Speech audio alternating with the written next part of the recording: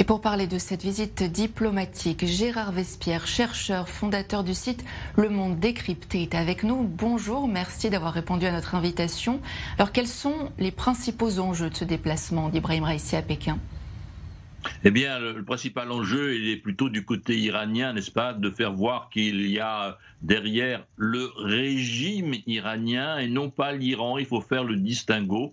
Derrière le régime iranien, eh bien, il y a l'allié chinois, qui est un allié important en matière économique, parce que la situation économique de l'Iran, conduite par le régime actuel, est bien sûr très très difficile.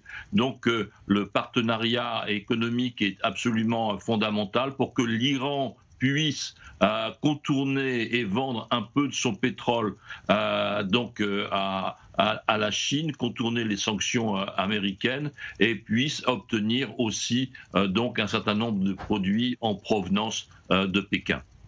Lors d'une grande neutralité jusqu'à il y a peu, la Chine est de plus en plus impliquée au Moyen-Orient. Gérard Vespierre.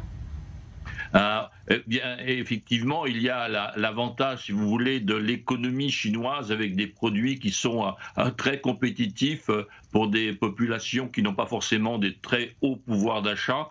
Donc là, il y a une capacité de la Chine à pénétrer économiquement ces marchés, mais il y a aussi une présence américaine qui n'a jamais été aussi forte. Quoi qu'on en dise, au Moyen-Orient, les États-Unis sont présents militairement à l'intérieur de la Syrie, sont présents en Irak, etc., etc. Donc il y a un jeu subtil, bien sûr, entre les grandes puissances au Moyen-Orient. Alors justement, l'Iran et la Chine ont en commun des relations de crise avec les États-Unis. Est-ce que cela les unit ? Oui, c'est vraiment l'application du fameux principe l'ennemi de mon ennemi est mon ami.